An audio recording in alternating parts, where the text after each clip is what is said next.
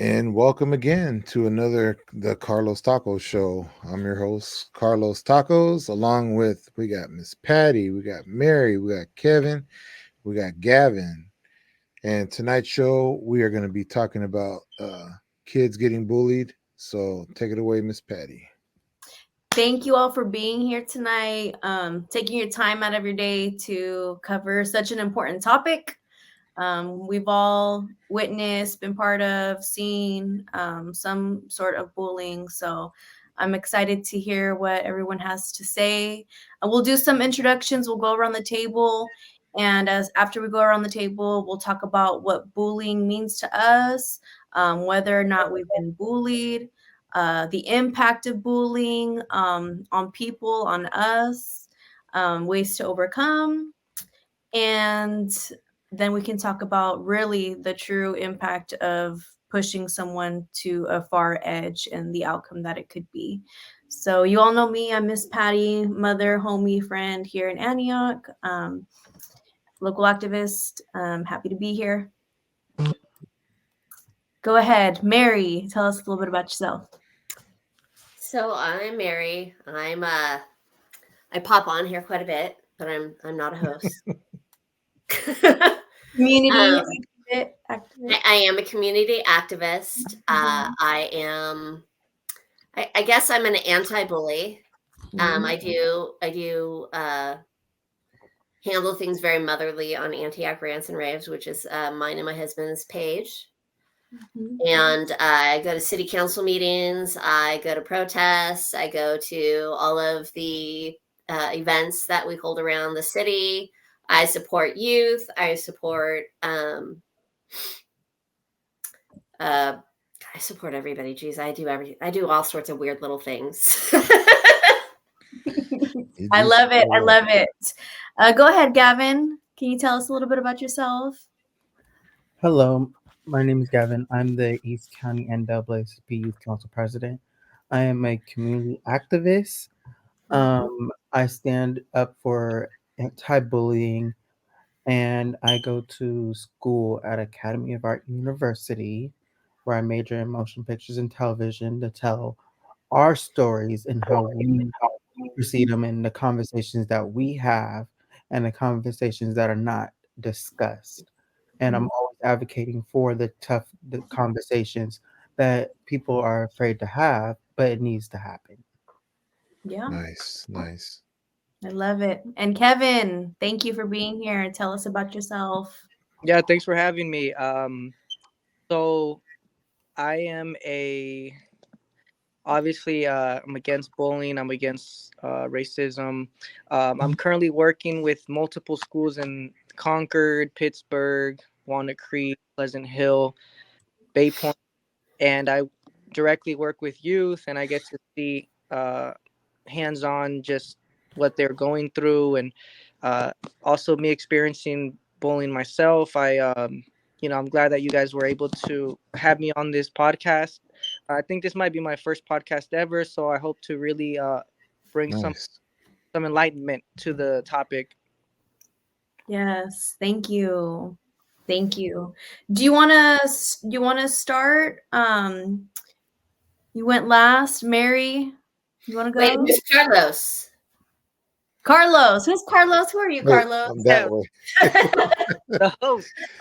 No, just Carlos Aguilar. Everybody knows me as Carlos Tacos. Very active in the community. Um, just love helping people. And Right on. this is just another way of reaching out to those who need help, a more Yeah. broader spectrum, if you will. So just thank you guys all for tuning in, and thank you guys, for being on here and sharing your experiences. Right on. Well, I guess I can start then of what bullying means to me. I believe bullying is just negative energy. It's a way for haters to project their inner pain and trying to put other people down. I've been bullied in ways when I was little, but I was more of a defender of those being bullied since I was little, and Right. that's me to this day. I've been called a bully lately, but I just say I'm a bully of the bullies. That's the case. Mhm. Uh, let's see. I've been bullied in the military. I've been bullied domestically. So, being bullied is really time consuming. It's draining for the spirit. I don't recommend it. If you see somebody getting bullied, I would say if you see something, say something, and always stand up for Yeah. somebody if you're in that space. It may not be safe because I've tried to stand up for people and it turns out maybe not in the best outcome for the victim. So it's important to be mindful of the situation. But if it's something in school and around teachers in a work environment, definitely call it out. Um, yeah, that's one person. I'll give an example. Like when I was in elementary school, there was this girl. Her name was Roxanne Smith, and she was a little heavy set. We were in elementary, and she told me she didn't have any friends because she was overweight, and people would make fun of her. And I was her friend, and I was happy to be her friend. And I looked for her online. I still look for her sometimes, and I hope she's doing well. But that was my mentality at a young age. And then I've been bullied here locally with the crazies because I'm an activist. So they tried to silence me and tried to spread libel, slander. They took my military picture and put dishonorably discharged. So definitely Yeah. bullying that I've experienced. But I overcome it by haters are gonna hate and not giving them too much of my energy and not to let them bring me down. So that's how I do. Gavin, would you like to be next? Sure. What bullying means to me, there's different versions of bullying, and Hmm. there's domestic bullying that still happens. There's online bullying that doesn't get talked about, and there's Ooh. racial bullying that still is not talked about even in schools when Mm, it's the most at. And there is bullying minors from adults that happen even to youth either in a workplace or either in an organization. mm. It's all of them. All right. And have you experienced bullying yourself, Like, Gavin? are you talking to me or Kevin? Gavin, sorry. Oh, I'm telling you. yes, I have experienced bullying. I've been bullied ever since like kindergarten.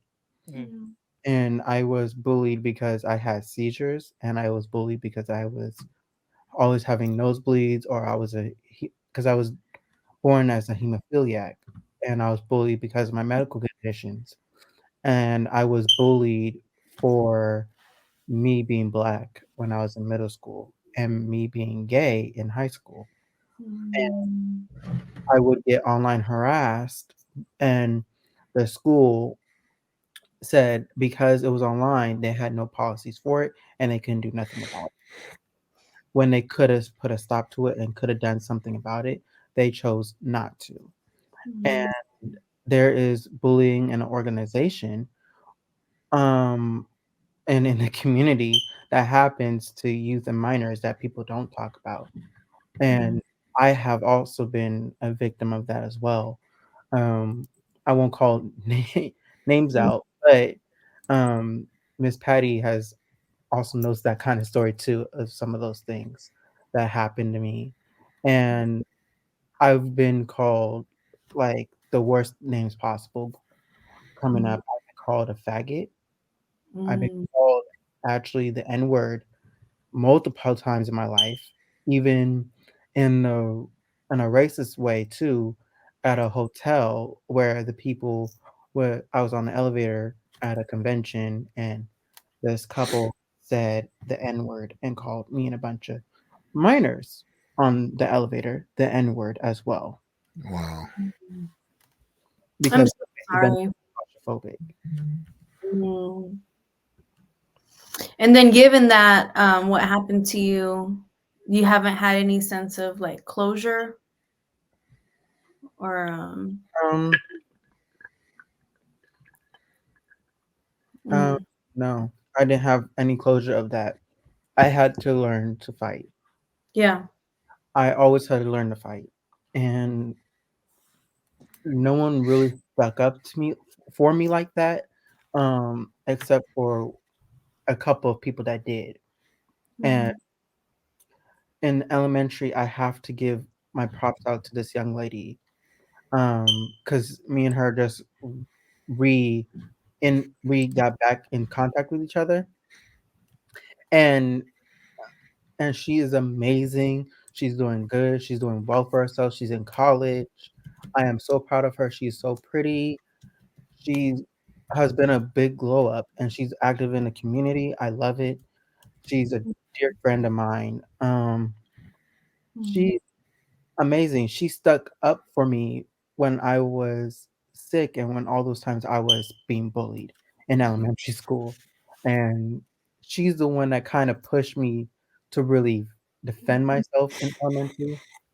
And growing up, I just always remember that, and I always cherish that person in my heart. That she will always have a place in my heart for her and her Oh, family. that's beautiful. I love it. Yeah, you mentioned a lot of names. I've been called all kinds of names. I'm not gonna throw them out there, but it's shitty. It really is. And you know you're none of those things. But it's part of the bully to bring someone down. Mary, you're back. You're muted. It's probably for the better. You want me to tell you what bullying means to me? Yes, tell us about what it means to you. Have you been bullied? Impact of being bullied and ways that you overcame. Okay. So I was bullied in high school. I'm not going to say the names because I still run into people that know the people that bullied me. But I'm 48 years old, and when I run into these people, I still get nervous. PTSD.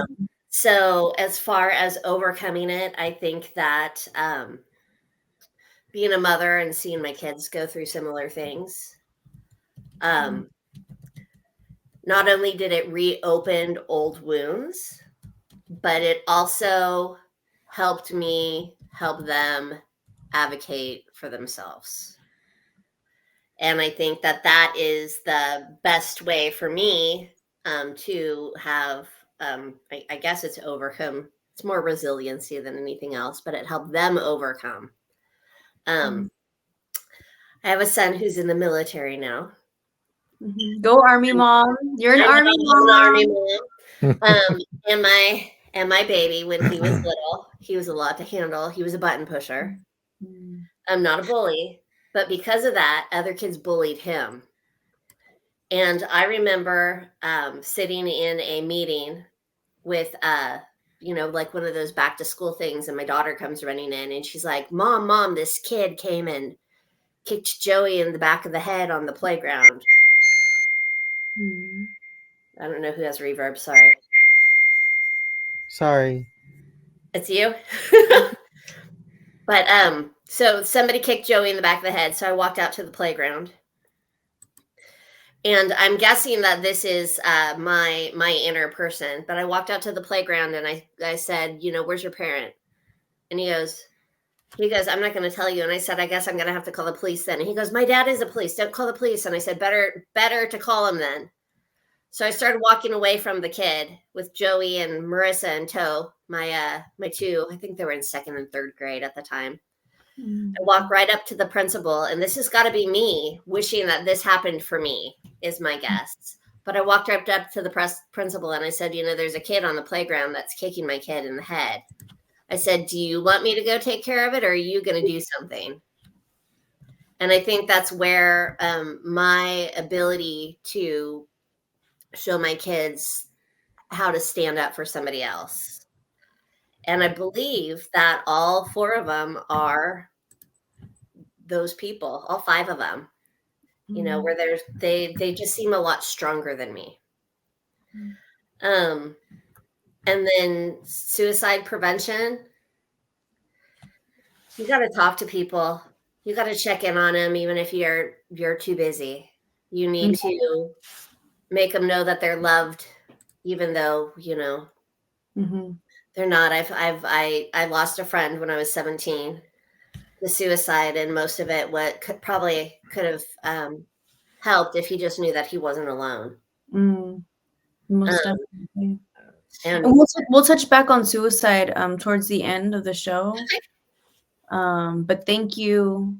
That's a lot, because ultimately that's the ultimate ending of like no return, of pushing someone so much to the edge. yeah, So thank you for that. Mr. Kevin, please enlighten us. You have firsthand experience with the youth in the spaces that you are. And I'm sure bullying with technology, it's different and it opens up more windows. But if you could tell us what bullying means to you, what was bullying like for you, if you've ever been bullied, the impact, and ways to overcome. Yeah. So, first of all, I just want to thank everybody for sharing some of their stories. Mary, you know, your friend, you know, dying because of bullying. That's the ultimate hurt. And Gavin, you know, you talking about how not only did you get bullied because you were black, but also because you were gay. So that's, you know, that's just it's already hard as one or the other, and you got to experience both. And you know, Patty, with some of the stuff you were talking about. But yeah, so for me, I think bullying is, it's almost like a human, like a natural human behavior. uh, I feel like humans want to feel superior to one another. So sometimes some humans who maybe be a little bigger, or may have an advantage over someone else, they want to oppress somebody. They want to feel like they're the authority over them. And obviously, if they've experienced violence or trauma, they have to release it, because hurt people is what they say. Um, Right, right. and with me, I've experienced bullying, and it happened around middle school. I don't remember too much bullying in elementary, but in middle school is when I found out, okay, Kevin, you're brown, you're Mexican, because I would get called racial slurs from different people, and sometimes it was even people that were a lot older than me. You know, when I was a kid, it was people that were like grown, and you know, they would call me a beaner or a wetback, right. like that. So that's when I started realizing, okay, yeah, I'm Mexican. I'm not welcomed in specific areas. And I've also experienced bullying when it came down to being Mexican and having to pick a side of a gang affiliation. And even if I wasn't in gang, I wasn't. But they would try to put you in a category, and they would try to pressure you to do one thing or another, or fight the opposite side. And you know, living in a gang infested neighborhood, I got to see a lot of gangs, which is basically one side bullying the other side, was what I realized. You know, one side jumps the other side when they're vulnerable. The other side jumps the other side, and as I got older, it started becoming way more violent. And you know, bullying became shootings. It became stabbings in the face. It became you know, things like that. And luckily, I was able to go to college and kind of choose a different avenue. But I remember in middle school, I would get bullied because I was so skinny. I was the skinniest, smallest kid in middle school. And I would have kids, you know, physically hit me in my neck, or push me, or physically bully me. And I was one of the lucky ones. I had an older cousin who went to the same school as me, and he would literally fist fight these bullies off of me. And I was forever grateful for him, and he was my hero back then. And uh, sadly, he passed away due to gang violence my sophomore year in high school. So that was always just the worst. That was horrible. My best friend, my hero, my cousin, he got murdered, and from gang violence. So I ended up going to college, got my degree in psychology. I work with youth now, and yeah, I see bullying. I've had to jump in the mix when some people are trying to bully a kid who's obviously smaller, who's more timid, and it's more the aggressive kid who's all up on him. And I've had to, break stuff up. I've seen fist fights between an aggressor and somebody who didn't want to fight. Um, I've heard some of these kids use the N word and things like that. It's a lot more common. It's very common, actually. They're actually very comfortable um, using that type of slander. Question: is there still like the stigma of, well, if I'm gonna try to get help, then you're considered a snitch? Is that still a thing? Honestly, I think so because with the youth, they almost see it as a sign of weakness. Oh, I can't get through this by myself. And if I do ask for help, those people that I'm asking for help aren't experiencing the bullying themselves. So they can help from the outside, but eventually you're gonna be with your bully by yourself, and telling on them might end up hurting you even more. And I feel like that's why a lot of children stay conservative to not tell people because they feel and they're scared that it's going to bring repercussions. Gavin, I see you got your hand up. What you got? Yeah, I want to piggyback off of what Kevin said. Um, Bullying happens a lot in that area, and people don't often know to speak up. And for that, it's like when you're going through it, there will be support, but there's will be silent support. And for me, if you're the way I kind of see it now that I'm older, if you don't speak up, you might as well be just as guilty as the person bullying you because you're not really doing anything about it. And that same going happens when adults bully youth or minors. It happens. No one addresses it. No one talks about it. It it's like a constant thing, and it's a constant issue that we faced here in America. And even within organizations, it happens. No one talks about in these organizations that when they have youth, that there's adults bullying kids. It happens in church. I remember I wanted to become a praise dancer.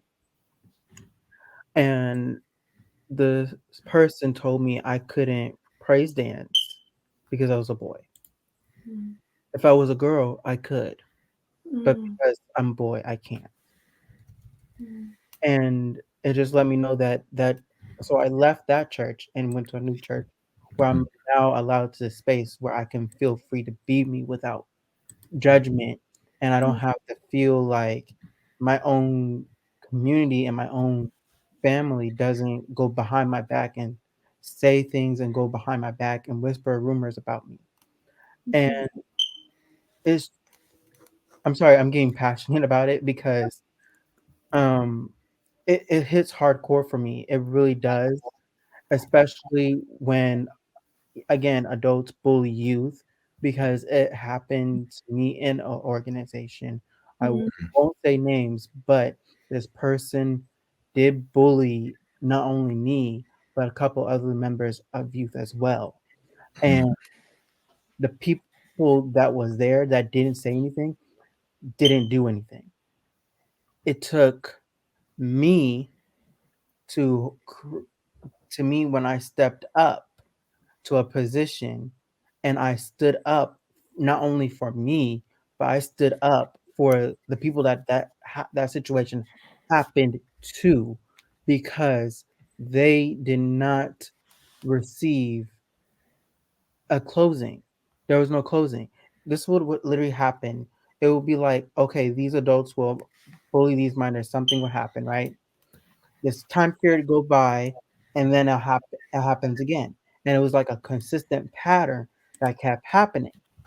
Then when I rode on that horse and acknowledged it and fought it, and I fought really hard for these individuals, and I fought hard for myself and defended myself so much to the point where they was going around the community saying that I wasn't presidential material, I wasn't good enough, I was a bad person, was a monster, I'm disrespectful, I'm rude, I'm a I'm a um I'm a faggot.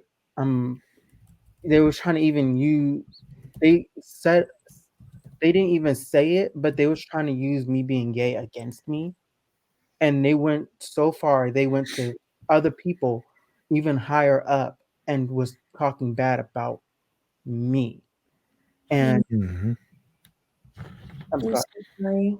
I never really I don't I'm not a crier, but Mhm. when I tell you the pain that I felt when this person came over to me and harass not only me but but members of my family, and my other family members had an issue with it. It happened and no one wanted to talk about it. I talked about it. I fought for them. I fought for not only me and my family, but I fought for other youth families as well, and I will continue to this day to do that unapologetically, because it is not okay for an adult to bully a youth or a minor, period, dot, the end. Right. Right. Go, Gavin. Love it. Love it. Love it. Love it. Hey, we had thank you for sharing that, Gavin, and shedding light on that. And we look forward to hearing more about it. I saw we have Miss Nicole Gardner, um, community. If you haven't met her yet, she's a big advocate, defender of the voiceless, of the houseless, the homeless community. Um, she has something to contribute always. Thank you, Nicole, for joining us. Absolutely.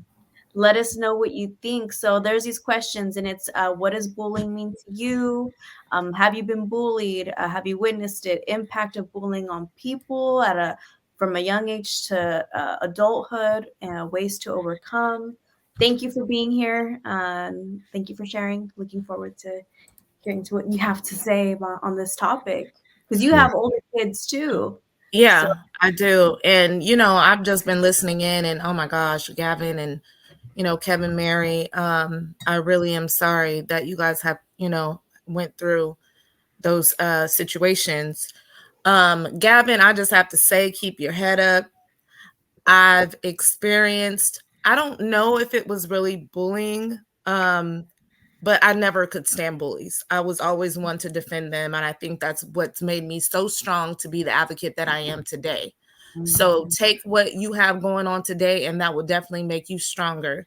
Keep on pushing. You can't help what ignorant people have to say.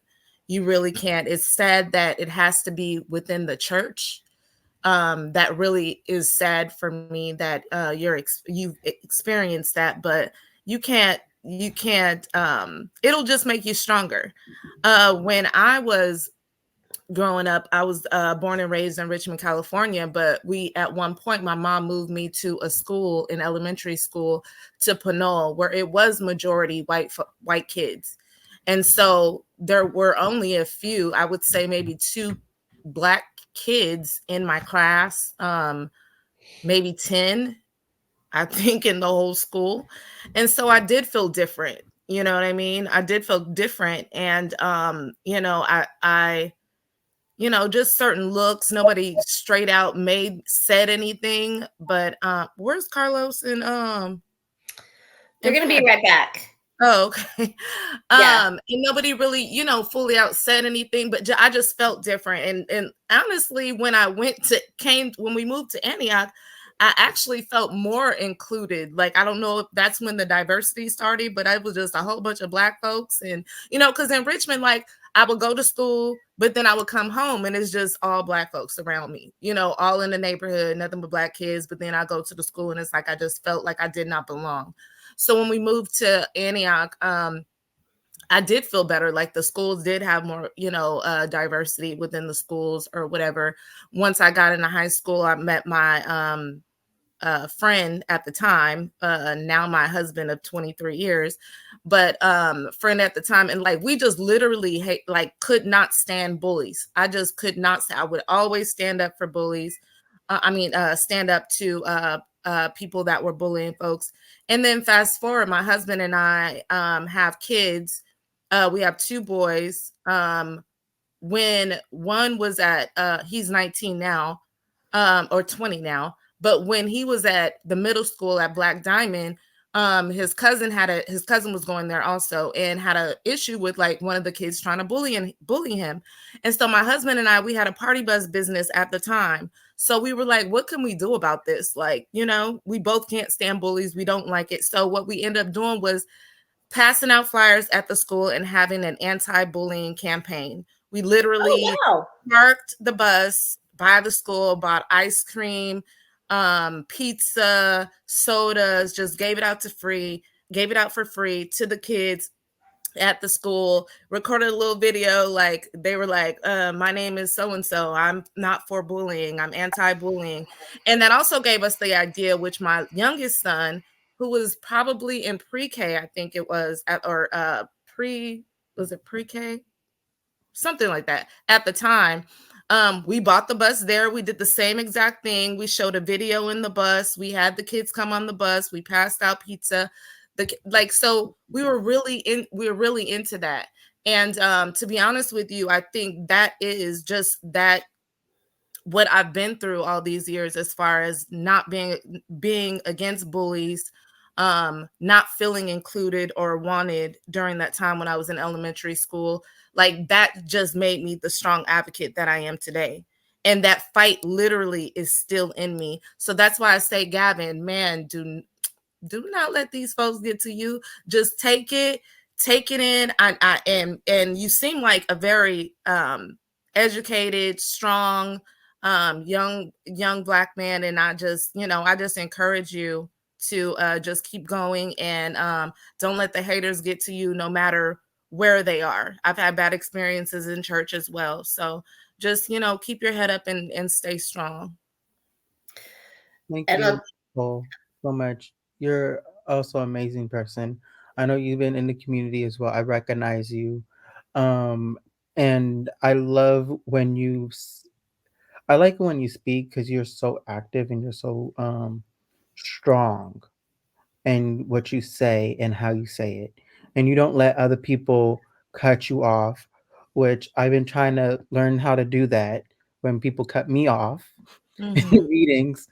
And sometimes one time I did have to defend myself like that, where I finally did do that.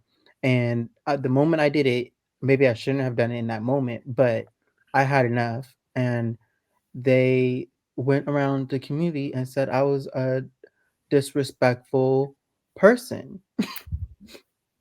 Yep. I'm telling you, I get the hate all the time. I've been getting it for years. But like I said, I just think that it just makes you, I think that just make me strong. Like I think as everything, to be honest with you, now that I'm thinking about it, I really think as like a lot of things as bullying to me. You know what I mean? Even when it comes to politics, even when it comes to people that are online, like I don't like that. Don't bully homeless people. Don't think that you're above anybody. Like it, you know what I mean? So that's what I think I'm fighting for, and have been fighting for all these years, is because I think that when people are being mistreated, they need somebody to stick up for them, and they need to learn how to stick up for themselves. And that's one thing I will never, as I get older, I tell my kids all the time, man, I wish I could just talk back to my younger self and just say, don't worry about it. You're going to be good. Like you're going to be good. And you have been doing a lot. And I also see you at the city council meetings, and you're doing so much for the community. And I appreciate you as well, all of you guys on this platform. And thank you so much for having me. And this is an amazing topic. I'm glad we're talking about it today. Thank you, Nicole, for being here. Most definitely dropping some knowledge. Yeah, Gavin, when I first heard you speak on behalf of like the NAACP, during all of our actions, I felt like besides Willie Mims, it was pretty silent. And then when you showed up, I thought, okay, there's the voice. There it is, calling it out. And we needed that from a very reputable organization. So your voice is very powerful. And like Nicole said, just keep going. Don't be afraid and don't let them try to bring you down. Real quick, Patty, can I just say this? I forgot to mention. I did want to say that today, just an update. I don't know if anybody knows what's going on with the I when you sent me the message about what the subject matter was going to be about tonight, it was really strange because when I picked my son up, my youngest up from Black Diamond, he's in 7th grade. He was like, it was so weird today. They gave us a survey. It was anonymous though, but they gave us a survey about how do we feel about bullying? Are we being, are we, do we feel like we've been bullied? They asked, they feel suicidal? They asked, if they smoke, if they, how much sleep they got.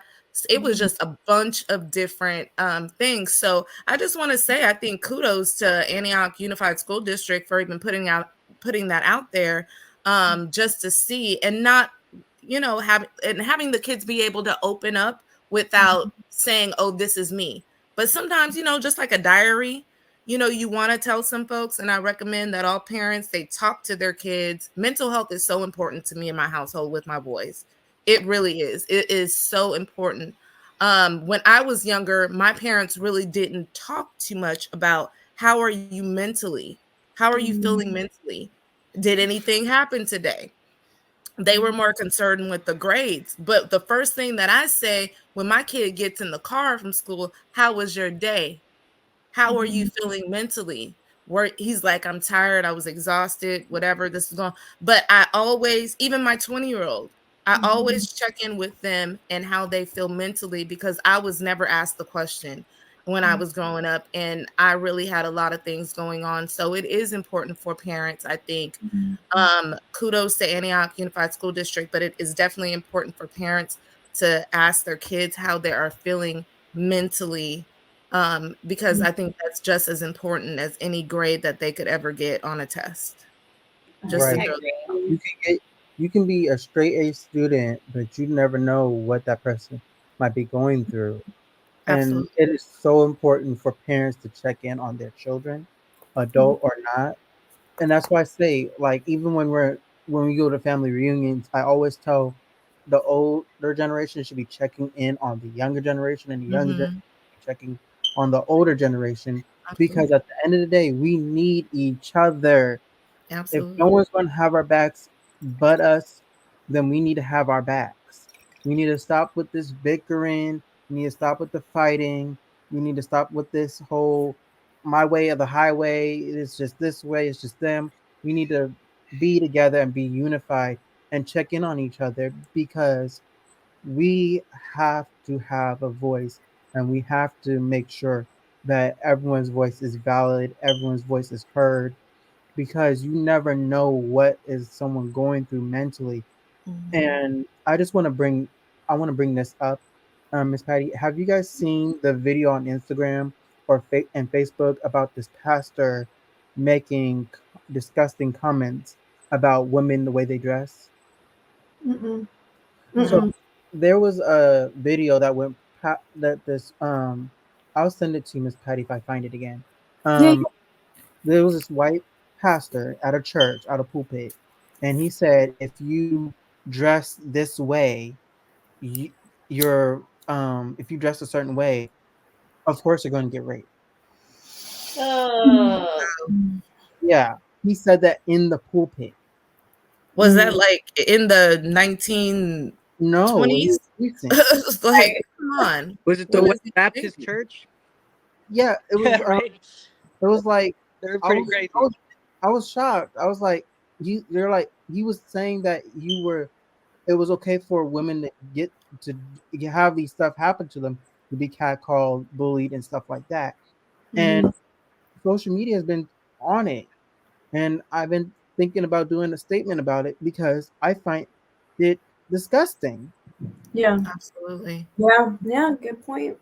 As someone that's raised by two of the best rock super moms of like ever. Mm. My God mom bless the mamas. and Yes. I have sisters. I have three Yeah. sisters, Okay, okay. and I'm like, and I have a niece on top of that. So I'm like, um, And how you have dare a fantastic grandma. right? I'm like if my siblings or someone like that dress and my family dresses like that, and you said that to them, Mm. excuse the expression, but I would go after you because I would have been like, who the hell are you?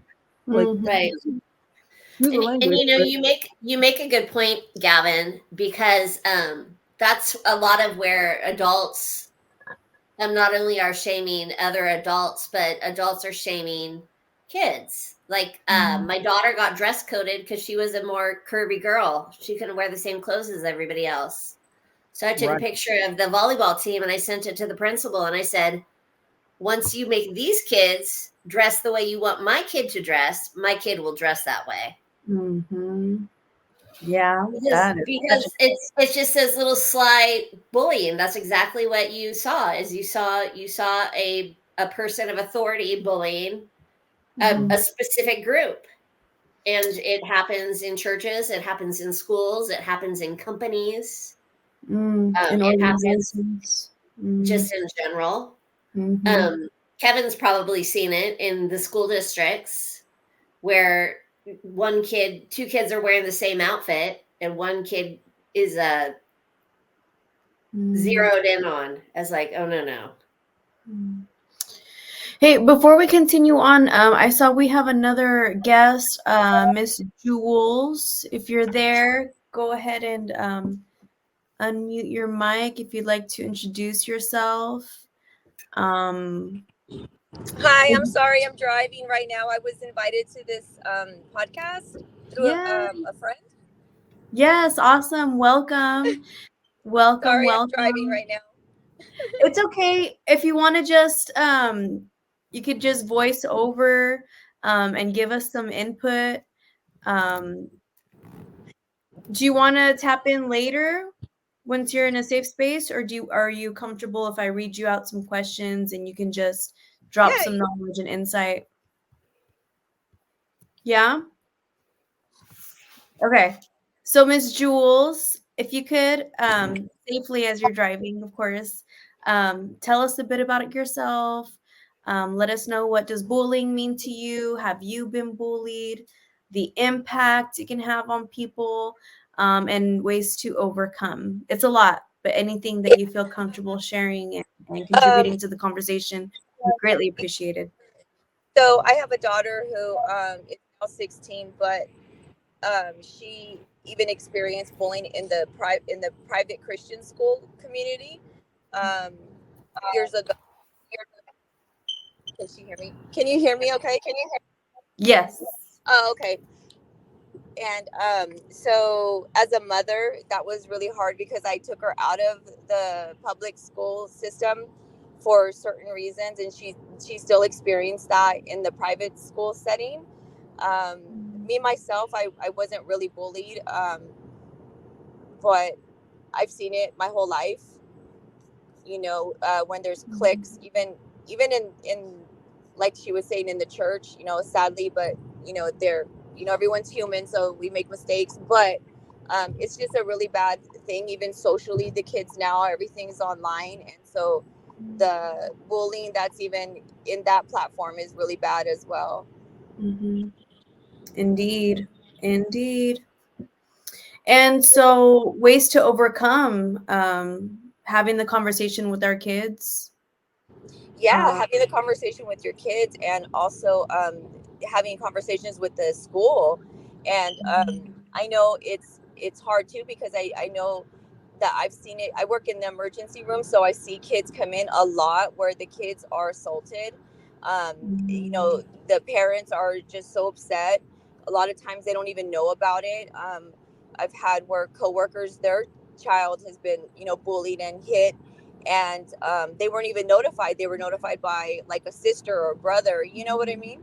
So it's just really sad. But I feel like that the parents need to come together, but sadly that always isn't it doesn't always work, because sometimes we don't know what's going on in the household, you know what I mean? We Yeah, don't know yeah. what's happening in the background. A lot of times, you know the bullying is at home as well. So I think Mm-hmm. that you just have to have communication with the kids, um, you know Mm-hmm. as well as a mom, to be inviting other kids and be that light to other kids, to help them overcome certain things. You know what I mean? Just be unified as a community with parents as Mm-hmm. well. Definitely. Yes, yes, all of the above. And Gavin, I see your hand. There was a flyer that popped up. If it can be brought up one more time, real quick, it's signs. And what Jules was saying is like, we may not know, but we found some small things of, let's see, how to help your child if they're being bullied. And then also the other one, Carlos, where it's how to know signs to look for. Yeah, there we are. So 5 signs that your child is being bullied. They become withdrawn. There are signs of physical abuse.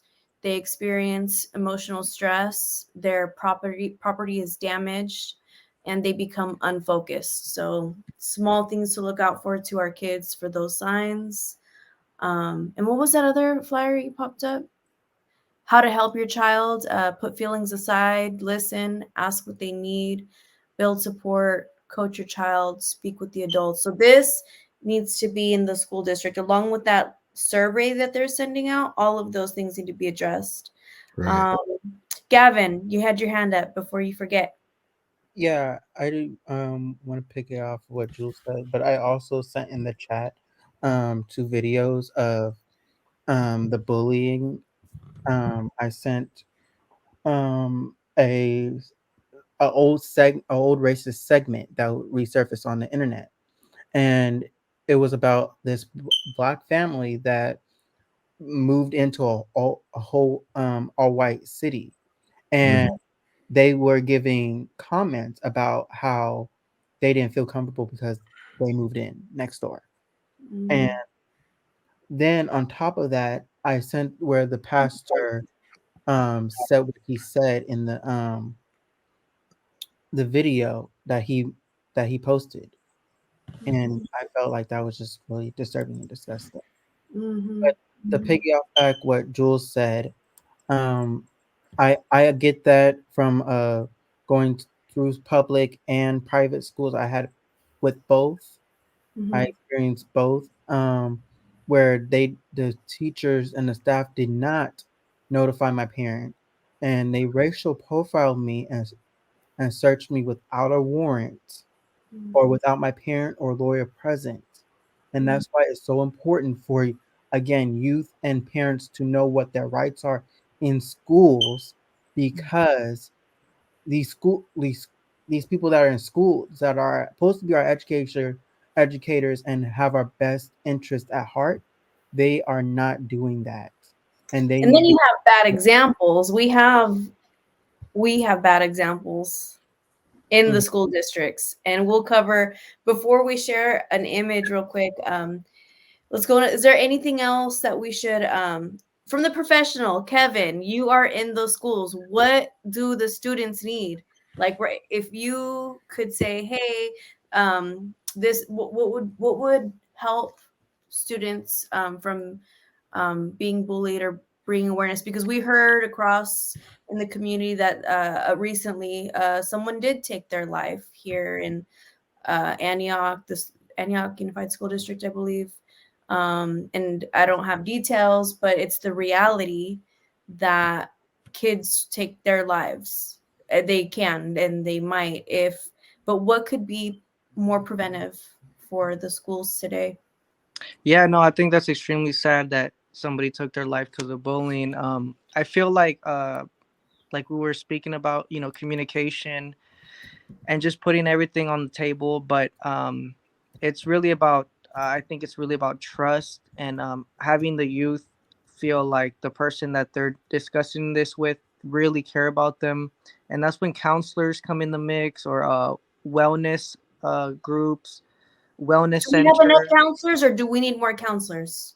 I think we need more counselors because there's only, from what I've realized and noticed, there's only one or two counselors in a school of 2,000, 3,000 students, and sometimes there's only one counselor. And I feel like it's the counselor's job to make the student feel comfortable enough to tell them everything that they're going through, including sexual abuse, and that's another form of bullying. That's it's the worst. I hate it, because these students have to go to school every single day knowing that somebody in their family or somebody close to them is abusing them, and they're using bully tactics to do these type of behaviors to them, and it's honestly extremely horrible. And it's all about trust, and like I said, just making these students know, okay, there's somebody that actually cares about you.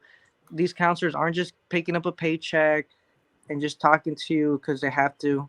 That they actually care, and building that rapport, and like I said, once they build that rapport, then they can pour their heart out to you, and then that's when you can really help them out, once they really tell you what's going on.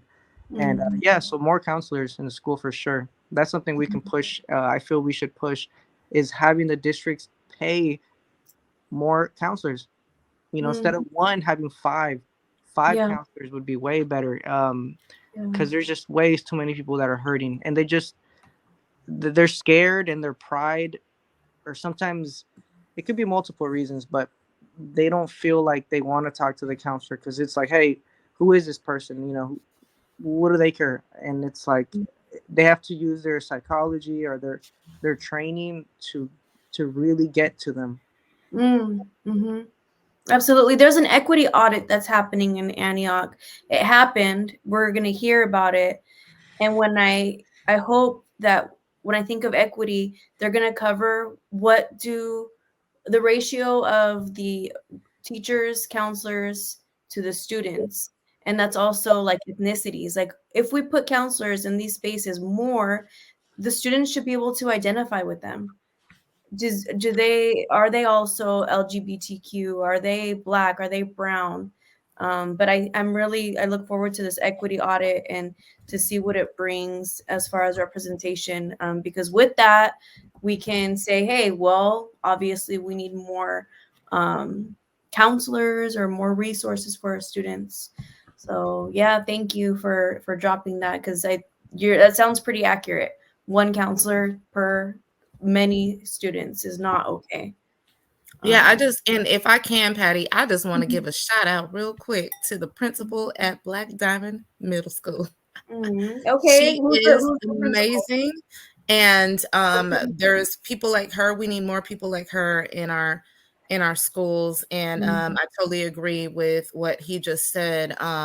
One counselor, that could be a lot for a lot of kids. And I just think parents, talk to your kids, or guardians, talk to your kids. And also, I do agree that these counselors, even though some of them may be great, it could be a lot just for one counselor. So I agree with Kevin. We definitely need to have more counselors and pay them what they're worth, by the way. I love that. I love that Yeah. so much. Can I piggyback on that? Yeah.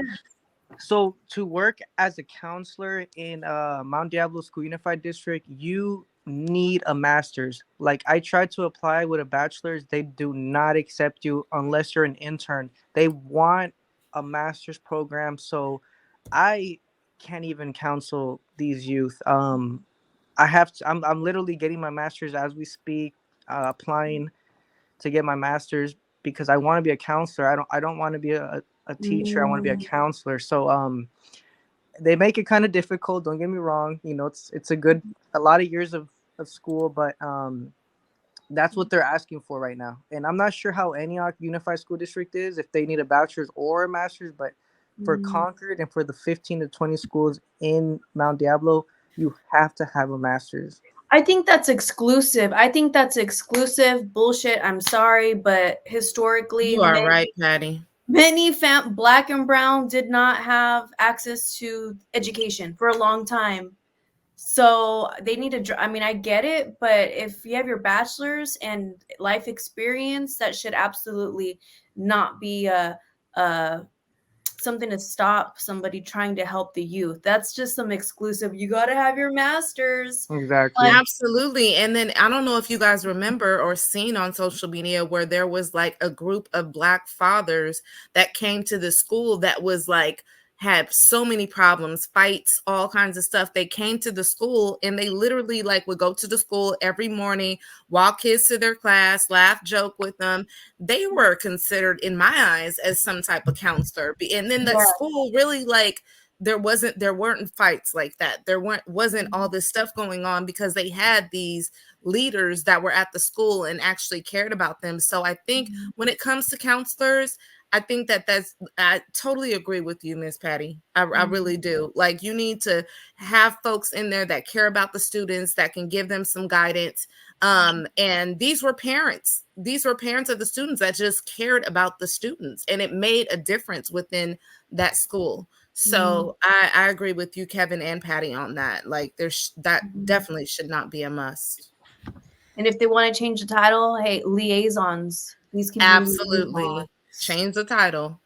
Hey, Right. if we can even talk to like the supervisor of any school district and kind of maybe change some of the requirements, it's like that would be awesome too, because yeah, I have my degree in psychology and with my bachelor's, and it's like that wasn't enough. That was not enough. I only was It was only enough to be a teacher or a substitute, but it wasn't enough to actually help the youth.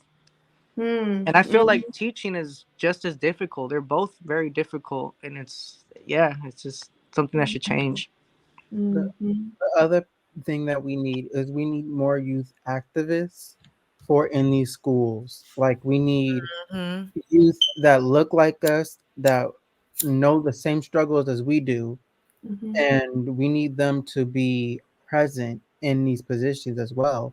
We need I think we need a special committee or position where we have even college students or like interns, like you said, that are young, that are fresh, that could be in these schools and talk to the youth, so other youth can feel like they're being heard and can relate to them. Because trying to talk to someone that's like older than you is sometimes really difficult, and some students don't feel comfortable opening up unless it's like another young person talking to them. So maybe we need someone that also not only looks like us, but it's around that same time and era. Love it. Well, City of Antioch has this bucket of funding for community resources. Let's go. Let's go ask for it and ask that they reevaluate the requirements to fill these positions because, yeah, that exclusivity need historically and everything. We have people here, obviously, like Kevin, ready to do the work, and our kids need us. The students need us and y'all. So thank you. Yeah, I With would apply ASAP. I would apply ASAP if they accept my bachelor's as a counselor. Okay, well, thank you all for just taking the time out of your day. We're all doing this because we love our community and we like to raise awareness on such important topics to empower our voiceless, our youth, everyone. So thank you all for using your voice in this space. Carlos, thank you for creating the space for us. Oh, you're welcome. You're welcome. Thank you, I Kurt. uh I guess I'll talk a little bit here now.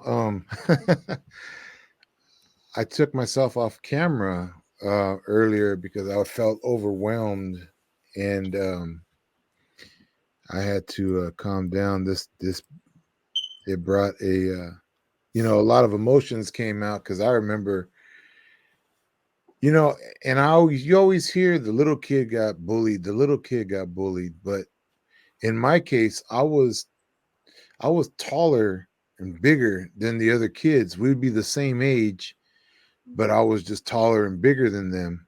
And my mom used to always I used to get picked on by a lot of the kids because I was bigger than them, so they made fun of me.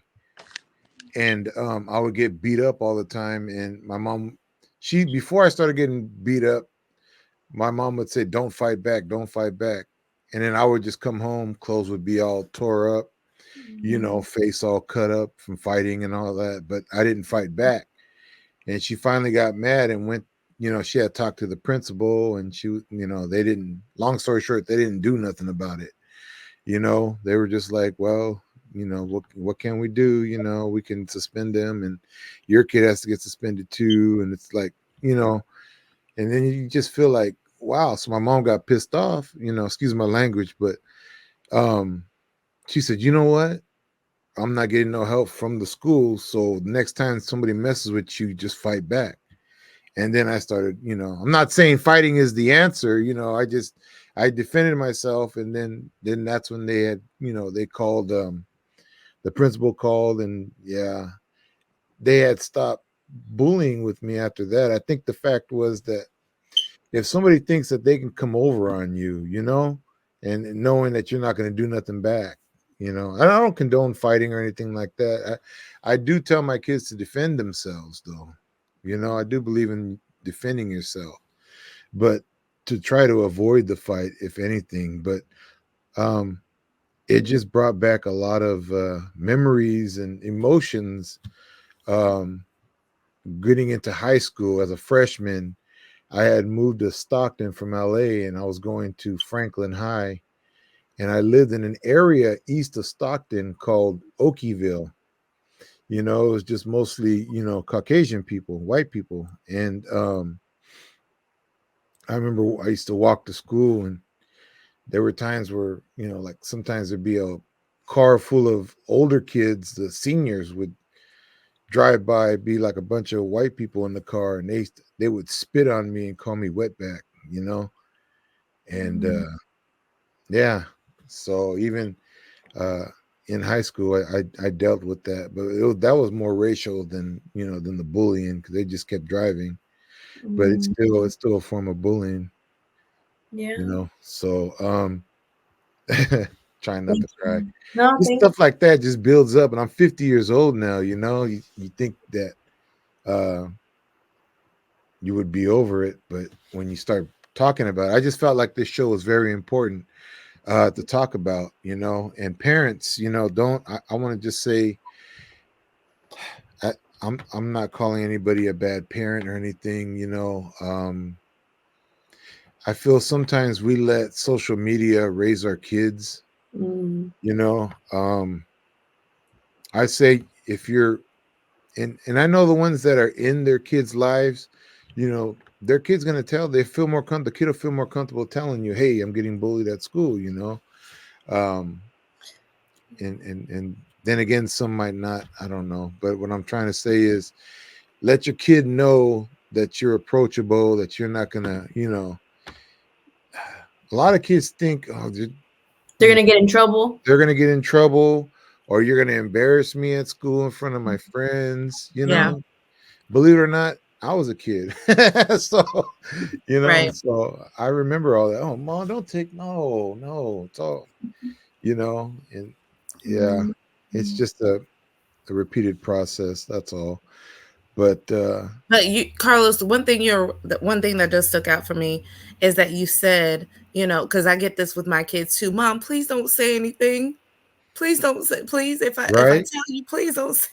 And I'm like, okay, I won't say anything. I promise. I be heated. I be heated. The teacher said what? The principal said what? They made you do what? Like, or what did this kid do? And so, but you do have to have that understanding with your child. I believe, and you are 100% right, that you can right, talk to me about anything, and I will not. I can keep your secrets. I right, can keep whatever you have going on, unless you want me to go to the school and act a fool. I will go to the school and act a damn fool. You know right, what I'm saying? For my kids, for my babies, like please believe, I didn't have conversations with many teachers and principals and all that.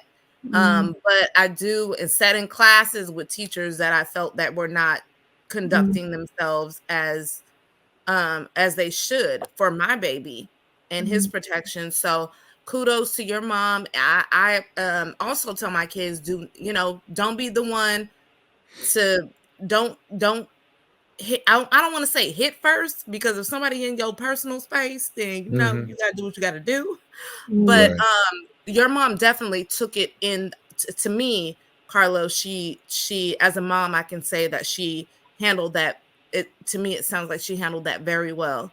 And I'm sorry that you went through what you went through, but I also believe, like I was just telling Gavin, that is why we are the people that we are today. The Right. experiences, good or bad, is why we are the people that we are today, and why we fight for the people that we fight for today, advocate for them and serve them, and try to do what we can. Gavin, you with the youth; Kevin, you with the youth; Carlos, us with homelessness; Patty, you with social justice. All of that, we do what we do because how we were raised and what we went through. So Right. it is what it is. And thank you for sharing that with us, Carlos, tonight. Yeah. And thank you, Kevin. I saw you had your hand, and then we'll go to Gavin.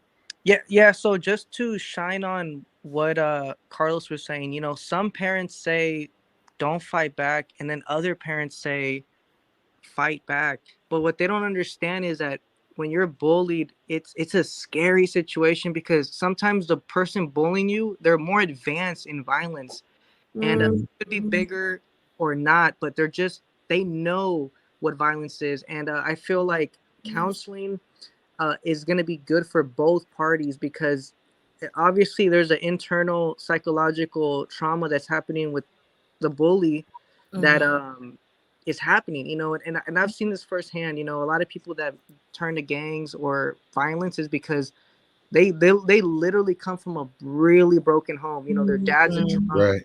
their mom's on drugs, and so it's almost, and it's not to like give them like they have a reason, but it's definitely something psychological. And I just want to say that statistically 1 in 5 youth ages 12 to 18 are bullied in America. And Wow. in 1 year, 160,000 youth did not attend school due to bullying. Yeah. And this is you can see this, you can find this information on Google, but I just wanted to share that. And yeah. Good info. Thank you for dropping that. Mm. Yes. And Gavin, I saw you had your hand up. Yes, I want to piggyback off what Nicole, Kevin, and Carlos said. Um, yeah, so being bullied is a very scary thing. It's very sorry, it's a very scary thing. Um, No, I'm sorry. it's okay. It's okay. It's okay. Thank you for sharing, Gavin.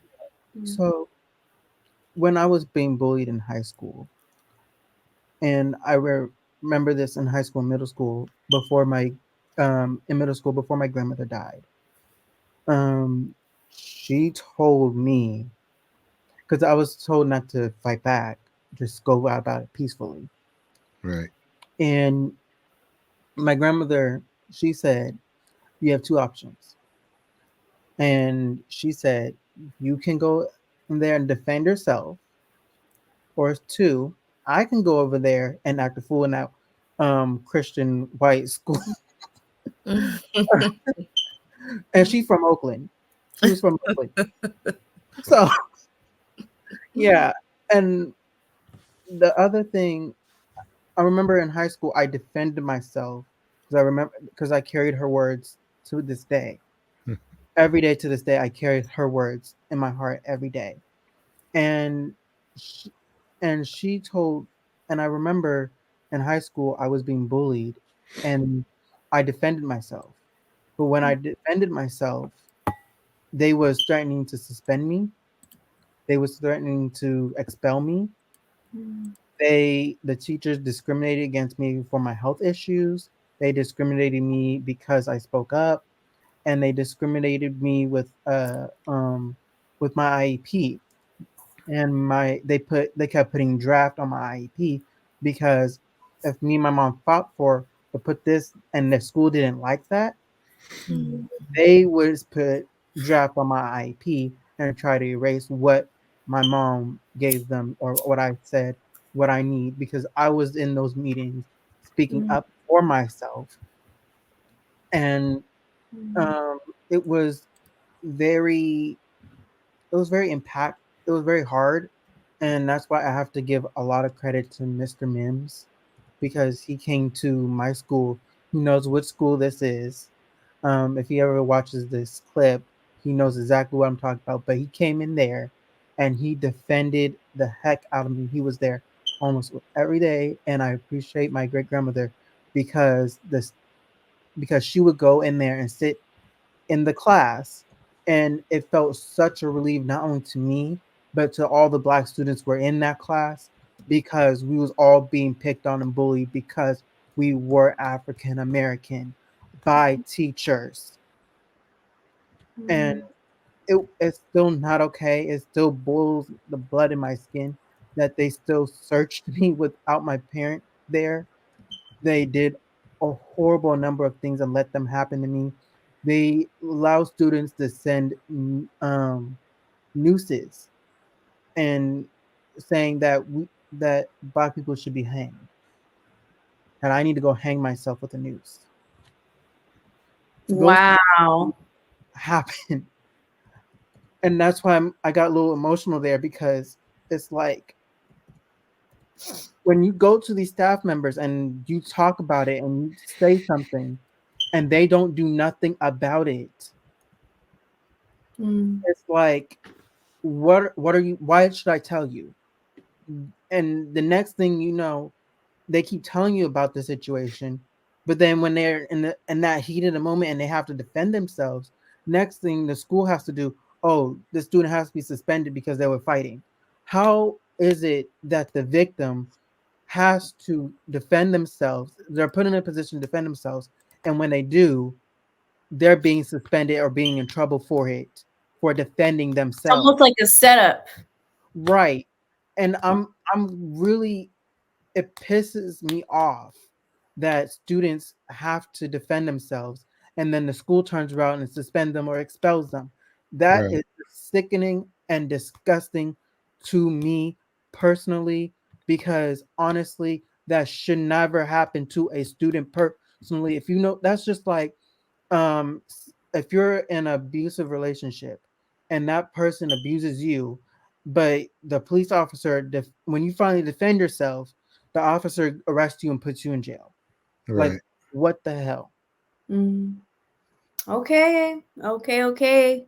Thank you, Gavin. We went a little bit over time.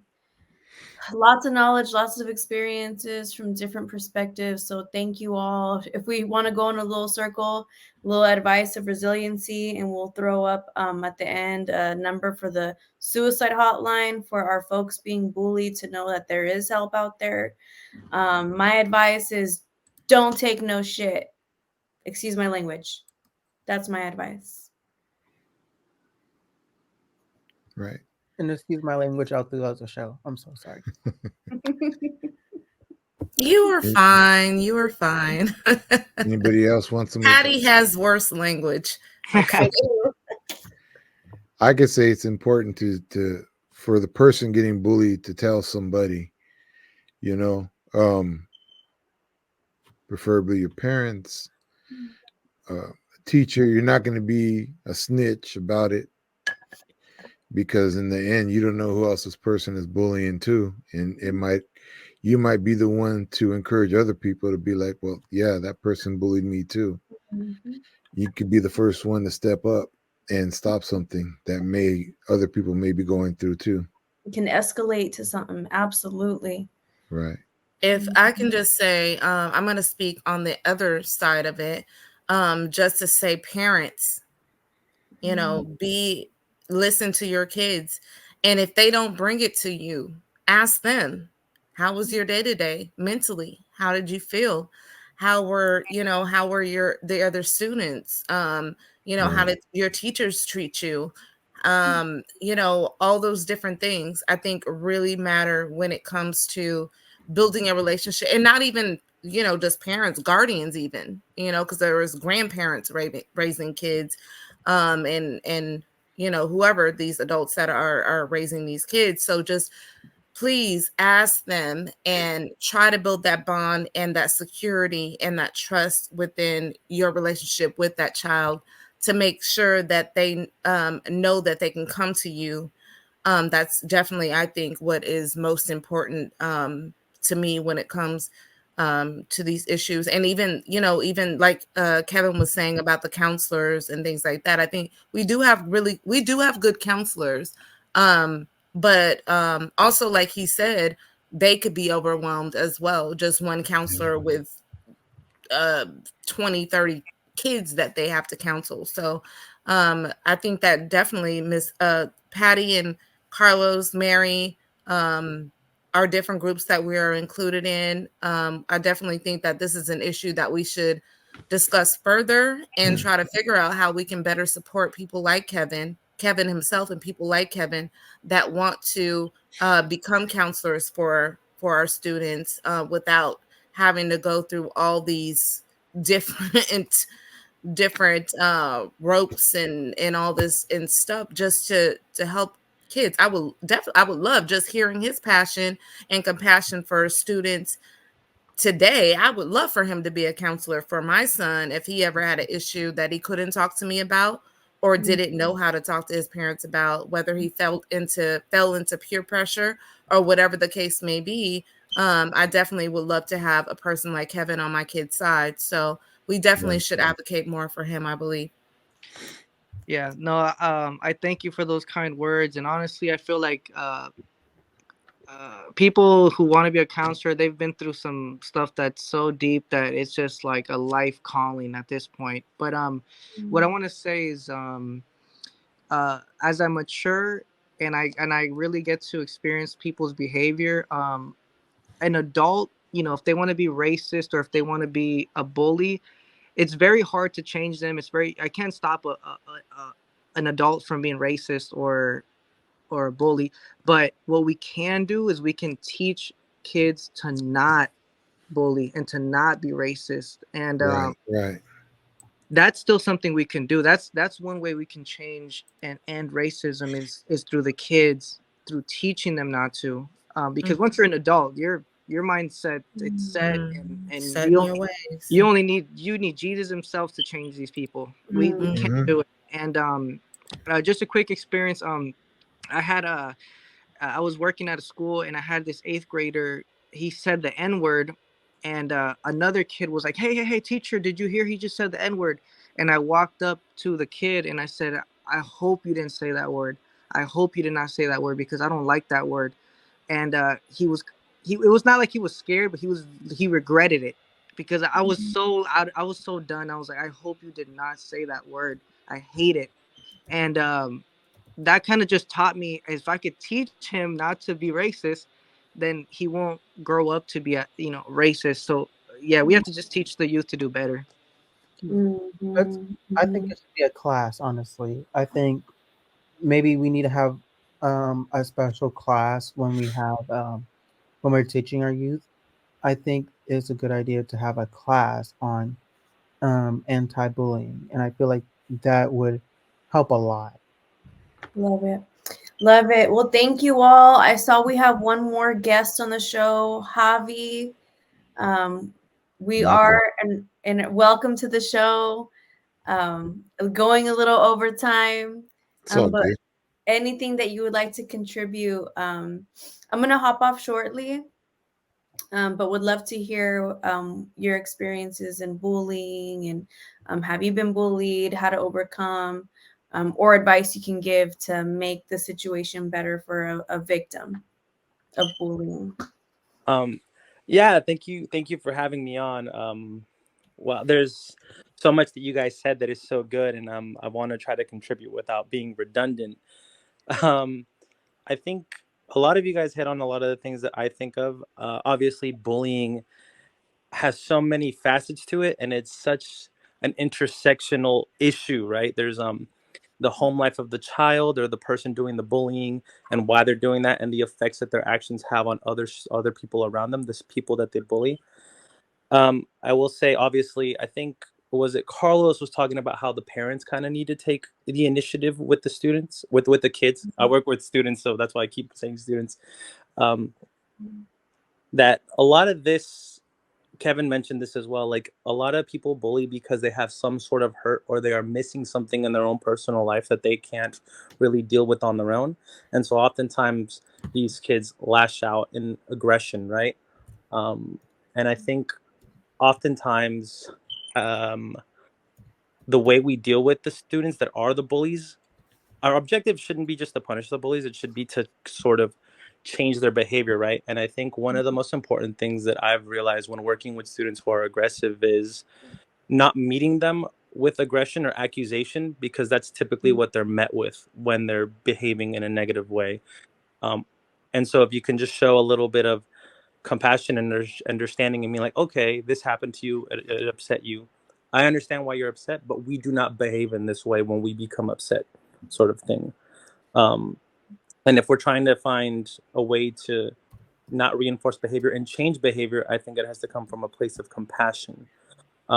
As well as I think we need to teach our kids to advocate for themselves when they are being bullied, right? I think that was spoken of a little bit earlier. Mhm. That especially I've found that children of Black and Latino parents have a hard time advocating for themselves, because typically that is a practice that is mostly held by white society.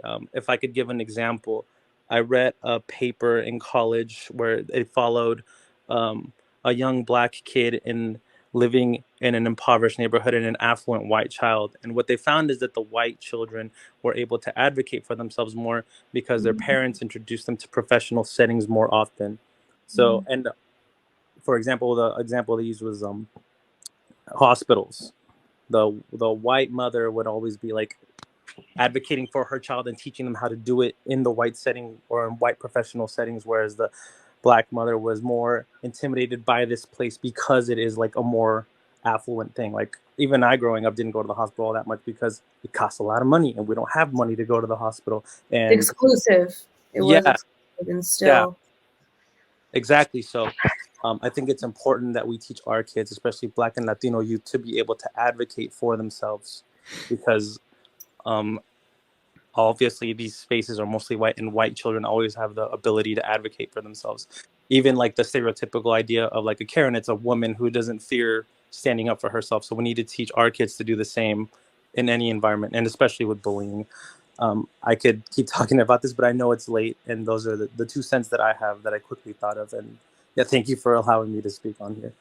Yeah, I just want to say that Javier is my cousin. I wanted to bring him on here because he's actually been a substitute teacher before me, and he's been teaching in 15 plus different schools. He has his degree from San Francisco, and he's such a psychologist, a philanthropist, a whole bunch of different things. He's a little bit of everything. So honestly, I'm learning from him. So I just wanted him to just come on, you know.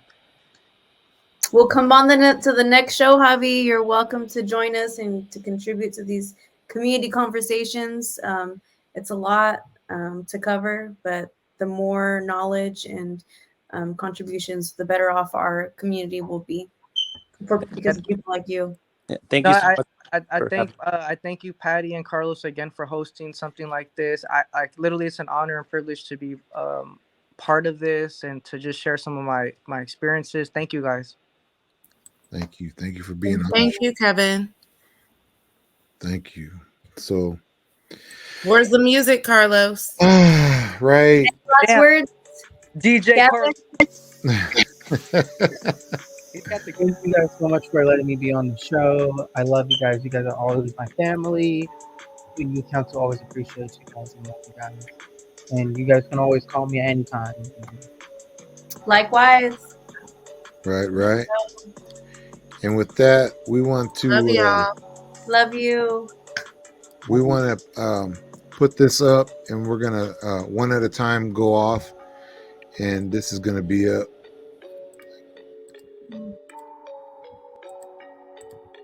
Thank you all for tuning in, and suicide is not the answer.